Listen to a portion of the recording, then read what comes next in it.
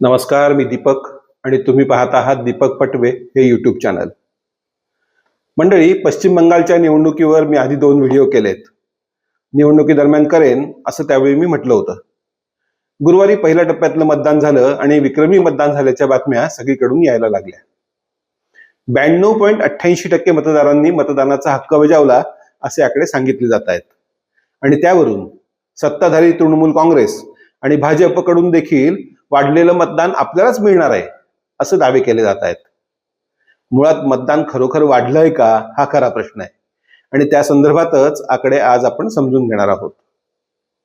मागच्या निवडणुकीत म्हणजे 2021 मध्ये पश्चिम बंगालमध्ये 82.3% मतदान झालं होतं. आता ते 92.88% गेलं, म्हणजे जवळपास 10% जास्त मतदान वाढलं असा अर्थ काढला जातोय. मुळात तो चुकीचा आहे. कसा ते पाहू. ज्या 152 मतदारसंघात गुरुवारी मतदान झालं तिथे मतदान करणाऱ्यांची संख्या होती 3,34,36,800. SIR प्रक्रियेनंतर मतदार यादीत मतदारांची संख्या होती सुमारे 3,60,00,000 इतकी. म्हणून झालेल्या मतदानाची टक्केवारी 93% जवळपास दिसते आपल्याला. पण समजा SIR प्रक्रिया झाली नसती तर एकूण मतदारांची संख्या असती 3,97,00,000. कारण 152 मतदारसंघातल्या सुमारे 37 लाख मतदारांची नावं SIR मध्ये वगळली गेली. त्या परिस्थितीत जितक्या मतदारांनी आता मतदान केलं तितक्याच मतदारांनी तेव्हा केलं असतं तर ते मतदानाची टक्केवारी राहिली असती 84.22%. म्हणजे मागच्या वेळी 82.30% झाले, यावेळेस थोडेसे वाढले असं आपल्याला म्हणता आलं असतं. म्हणजेच काय तर मतदानाची टक्केवारी वाढली पण मतदान करणाऱ्यांची संख्या मात्र फार काही वाढली नाही. जेव्हा मतदान खूप मोठ्या प्रमाणात वाढतं तेव्हा तिथे परिवर्तन होईल असं मानलं जातं. आता पश्चिम बंगालच्या मतदानाचे आकडे पाहिले तर मतदानात फारसा फरक पडलेला दिसत नाही, हे लक्षात आपल्याला घ्यायला पाहिजे. या न वाढलेल्या किंवा वाढलेल्या मतदानाचा काय परिणाम होईल असा प्रश्न अनेकांना पडलाय. परिवर्तन होईल का, भाजप तिथे सत्तेत येईल का असे प्रश्न विचारले जात आहेत. ते भविष्य सांगायला मी काही ज्योतिषी नाही आणि सेफॉलॉजिस्ट पण नाही. पण मागच्या आकड्यांवरून आणि आलेल्या अनुभवांवरून काही अंदाज लावता येतात. अर्थात ते अंदाजच असतात, हे लक्षात घेतलं पाहिजे. यावेळी अंदाज करण्यापूर्वी पंतप्रधान नरेंद्र मोदी आणि अमित शहा हे भाजपचे सर्वोच्च नेते शुक्रवारी काय म्हणत होते ते पाहू. लंबे समय से बंगाल में परिवर्तन की जो लहर दिख रही थी, कल पहले चरण के मतदान ने उस पर मोहर लगा दी है. मैं दीदी को बताना चाहता हूं, दीदी बंगाल का अगला मुख्यमंत्री बंगाल में ही जन्म लेने वाला, बंगाली मीडियम में पढ़ा लिखा और बंगाली बोलने वाला होगा. इतना ही है कि आपका भतीजा नहीं होगा, वो भारतीय जनता पार्टी का कार्यकर्ता होगा. भाजपच्या या सर्वोच्च नेत्यांचा हा आत्मविश्वास पाहिला तर पश्चिम बंगालमध्ये नक्की भाजप सत्तेत येईल असं वाटायला लागतं. पण ज्याची स्मृती अल्प आहे त्यांच्याच बाबतीत असं होऊ शकतं. ज्यांची स्मृती मजबूत आहे त्यांना मागच्या निवडणुकीतील मतदानानंतर पण अमित शहा असेच ठणकावून सांगत होते हे आठवत असेल. आठवत नसेल तर तेव्हाचा हा व्हिडिओ पण पहा.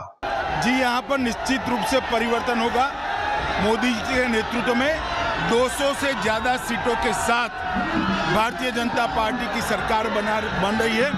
ये आगे और पीछे दोनों ओर जो हुजूम है वो बताता है कि भारतीय जनता पार्टी के साथ पूरे बंगाल की जनता जुड़ी हुई है. अमित शहा आणि भाजपचे नेते 200 पेक्षा जास्त जागा मिळतील हा विश्वास व्यक्त करत होते, तेव्हा तृणमूल काँग्रेसचे नेते मात्र भाजपला 100 पेक्षा कमी जागा मिळतील असं म्हणत होते. प्रत्यक्षात 77 जागांवर भाजपला त्यावेळी समाधान मानावं लागलं होतं. तुम्हाला इथे आठवत असेल. अर्थात भाजपचे नेते खोटं बोलत होते आणि तृणमूल काँग्रेसचे नेते मात्र खरं बोलत होते असा याचा अर्थ नाही. मतदानानंतर कोणत्याही राजकीय पक्षाचे नेते असंच बोलतात. आपल्या पक्षाला जास्त जागा मिळतील आणि विरोधकांना कमी मिळतील असंच त्यांना सांगत राहावं लागतं. कारण मतदारसंघात इतर मतदारसंघामध्ये मतदान बाकी असतं आणि तिथल्या कार्यकर्त्यांना मतदारांना उत्साह कायम राहिला पाहिजे हा प्रयत्न असतो त्यांचा. आणि आताही तेच होत आहे. या पहिल्या टप्प्यातल्या मतदानाच्या वेळी काही निरीक्षणं तिथल्या रिपोर्टरांनी व्यक्त केलेली आहेत, नोंदवलेली आहेत. त्यात महत्वाचं निरीक्षण म्हणजे पहाटेपासून मतदारांनी मतदानासाठी रांगा लावलेल्या होत्या. बाहेरच्या राज्यात गेलेले बहुसंख्य मतदार मतदानाच्या दिवशी आदल्या दिवशी रात्री मोठ्या संख्येने तिथे हजर झाले होते. त्याला प्रमुख कारण मानलं जातंय ते म्हणजे SIR. या विशेष सखोल पुनर्निरीक्षणामध्ये मतदाराची हिस्ट्री सर्वात महत्वाची ठरते. त्यामुळे मतदान केलं नाही तर आपलं नाव यादीतून काढलं जाईल अशी भीती मतदारांना वाटते. असं असेल तर हे मतदान SIRच्या विरोधात जाईल, म्हणजेच भाजपच्या विरोधात जाईल असं म्हणता येतं. पण सत्ता बदल हवा असेल तरी देखील मतदार मोठ्या उत्साहाने बाहेर पडतात मतदानासाठी, असाही अनुभव आहे. त्यामुळे हे मतदान SIRच्या विरोधात आहे की सत्ताधारी तृणमूल काँग्रेसच्या विरोधात आहे हे आता सांगता येणं कठीण आहे. तृणमूल काँग्रेसच्या सत्तेला तिथे 15 वर्षापेक्षा जास्त काळ लोटलाय. त्यामुळे अँटी इन्कम्बन्सी तिथे असेल हे नाकारता येत नाही. शिवाय हिंदू आणि मुसलमान असं ध्रुवीकरण करण्यात भाजपचा प्रचार आणि ममता दीदींचे निर्णय या दोघांनी पण मोलाची कामगिरी तिथे बजावलेली आहे. त्या कामगिरीचा परिणाम झाला तर भाजपला त्याचा फायदा होऊ शकतो हे नक्की आहे. मागच्या एपिसोडमध्ये मी जे सांगितलं होतं, मतुआ समाजाच्या बहुसंख्य मतदारांची नावं वगळलेल्या 91 लाख मतदारांच्या यादीमध्ये आहेत, त्याचाही काही परिणाम नक्की होणार आहे. हे भाजपचे मतदार होते, त्यांची नावं वगळल्याचा राग त्यांच्या समाज बांधवांना देखील आहे आणि ते भाजपच्या विरोधात मतदान करतील अशी शक्यता व्यक्त केली जाते आहे. तसं जर झालं असेल तर भाजपचं मोठं नुकसान होणार आहे. येत्या गुरुवारी पुन्हा राहिलेल्या 142 मतदारसंघात मतदान होईल. त्याआधीच सत्तेचे दावे केले जाणं म्हणजे एक्झिट पोलचे निकाल जाहीर करण्यासारखंच आहे. पण असे निकाल जाहीर करायला बंदी घालणारा निवडणूक आयोग नेत्यांच्या अशा दाव्यांवर मात्र बंदी घालत नाही, हे एक आश्चर्यच आहे.